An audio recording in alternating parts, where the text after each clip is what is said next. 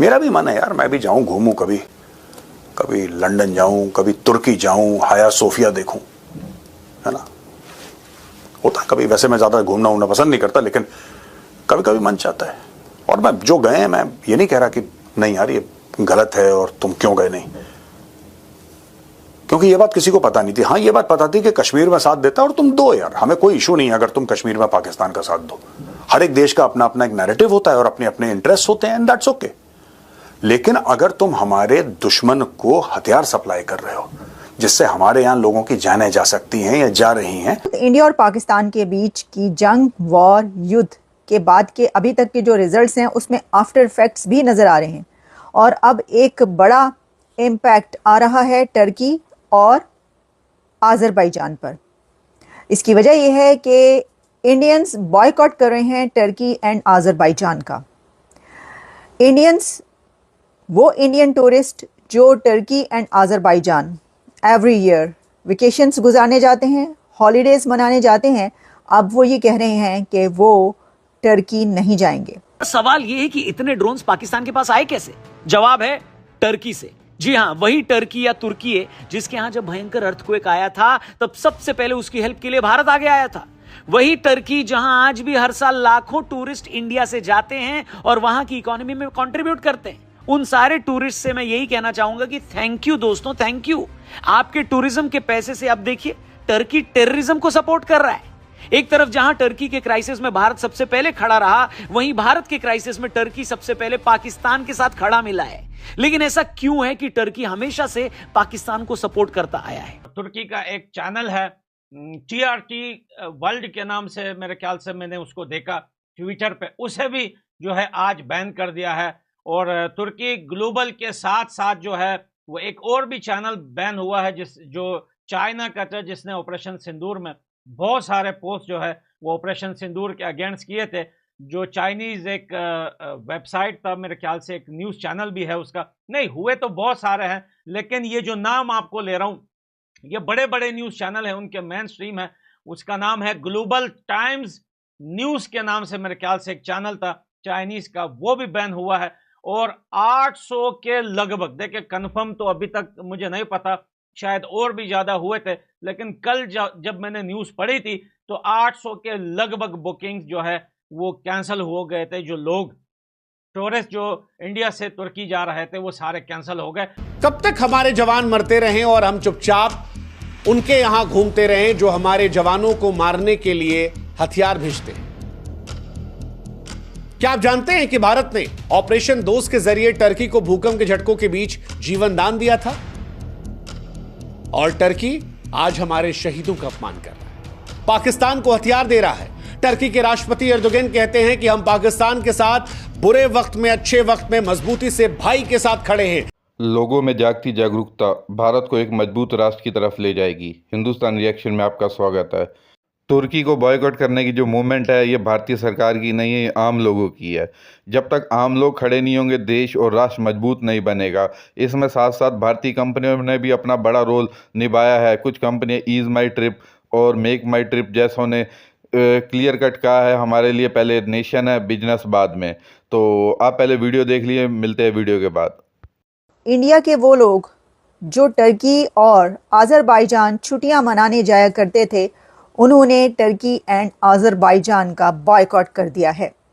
और इसकी सबसे बड़ी रीज़न ये है कि टर्की और आज़रबाईजान ने पाकिस्तान का साथ दिया है इस वॉर के अंदर। 3 कंट्रीज थे जो कि पाकिस्तान के साथ खड़े नजर आए। पाकिस्तान की तरफ से, प्राइम मिनिस्टर की तरफ से जो बात कही जा रही थी वो तो 2 कंट्रीज का नाम ले रहे थे, जैसे कि आपको पता है उन्होंने कहा चाइना और टर्की, लेकिन उसके बाद ये देखा गया कि तुर्किया और आज़रबाईजान और चाइना पाकिस्तान के साथ खड़े नजर आए। अब इंडियंस का एक स्टैंस ये है कि जब तुर्की में ज़ल्ज़ला आया तो टर्की के अर्थक्वेक में इंडियंस ने बहुत ज़्यादा एड भेजी टर्की में, यानी इंडियंस ने टर्की की बहुत मदद की थी जब अर्थक्वेक आया था। और सब ने बात की थी। वैसे तो देखें भारत की तरफ से एड पूरी दुनिया में बहुत ज़्यादा जाती है, और उसको तो कहा जाता है ना कि इंडिया दुनिया की फार्मेसी है। तो ख़ास तौर पर जो मेडिकल एड होती है वो बहुत जाती है। जिस तरह हमने देखा कि जब इंडिया के प्राइम मिनिस्टर नरेंद्र मोदी साहब यूक्रेन गए, वहाँ पर वो ऐसा पूरा एक चलता फिरता हॉस्पिटल लेकर गए थे जो वहाँ पे उन्होंने डोनेट किए, पूरा उनको वो सिस्टम बना के दिया गया था और वो वहाँ पर डोनेट किया। तो ये तो है कि एड तो बहुत जाती है इंडिया से दूसरे कंट्रीज़ को, लेकिन अब टर्की क्योंकि एक इस्लामिक कंट्री है और उसका वैसे तो स्टैंड देखे तो हमेशा से पाकिस्तान के साथ ही स्टैंड है ना, लेकिन वो ट्रेड भी चाहता है भारत से, लेकिन इस वॉर में वो खुल के सामने आ गया। तैयब उर्दवान का चेहरा भारतीयों को वो नज़र आ गया, वो कह रहे हैं कि ये तो हमारे खिलाफ है, इन्होंने तो इंडिया के दुश्मन पाकिस्तान का साथ दिया। तो अब देखें ये एक बहुत बड़ी कैंपेन चल रही है और इस कैंपेन में अब कह रहे हैं कि जो टूरिस्ट हैं, इंडियन टूरिस्ट, वो वहाँ इन दोनों जगहों पर नहीं जाएंगे। अब आप कहेंगे कि भाई कितना टूरिज़्म होगा, तो मैं आपको बता दूं कि आज़रबाईजान की जब हम बात करते हैं तो इंडिया का 2.5 लाख बंदा हर साल छुट्टियां मनाने आज़रबाईजान जाता है। बहुत बड़ी बड़ी शादियां भारत की जो है वो तुर्की के अंदर होती आ रही है। अगर आप लोगों को याद हो, कुछ अरसे पहले जो है अंबानी की बेटियों की शादी भी जो है वहां पर हुई थी। अब और भी बहुत सारे लोग थे जो वहां जाकर शादियां करते थे या घूमने जाते थे। उन सब पे जो है पाबंदी नहीं, देखिए सरकार की तरफ से पाबंदी नहीं लगी है, बल्कि लोगों ने जो है खुद खड़े होकर एक बाइकआउट स्टार्ट कर दिया है कि अब हम वहां नहीं जाएंगे। लेकिन सरकार की तरफ से जो लगी है वो कुछ न्यूज चैनल्स हैं उन पर लगी है, और ट्रेड जो होता था तुर्की के साथ इंडिया का, वो ट्रेड भी रोक दिया गया है। अगर आपको याद हो, कुछ टाइम पहले मालदीव के नाम से जो देश था, मालदीव के साथ भारत का इसी तरह जो है कुछ प्रॉब्लम्स आई थी। फिर उसके बाद जो है कंप्लीटली मालदीव का जो है बायकॉट किया गया था।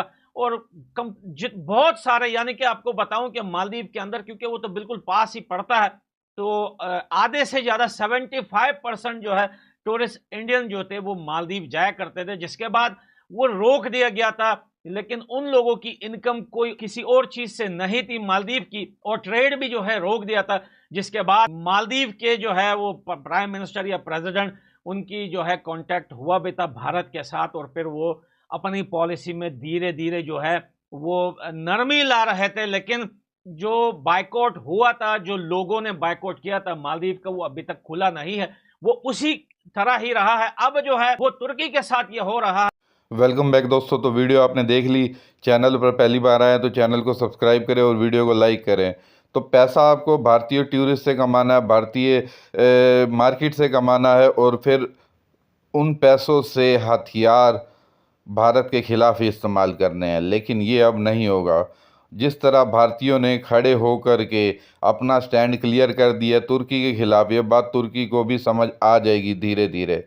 लेकिन भारत को भी अपने फैसलों पर अडिग रहना होगा। ये नहीं कि सामने वाले ने अपना स्टांस थोड़ा सा सॉफ्ट किया तो आप भी बिल्कुल नरम पड़ जाते हैं। जैसे कि आपने मालदीव्स के ख़िलाफ़ किया, बॉयकॉट मूवमेंट चली, फिर आप नरम पड़ गए कि ठीक है वो घुटनों पे आ गया, सामने वाला घुटनों पे आ गया तो आपका पलड़ा इस वक्त भारी है। आप मजबूती से अपने स्टांस पर खड़े रहें। आपका उनके बिना क्या बात है, गुजारा नहीं होता।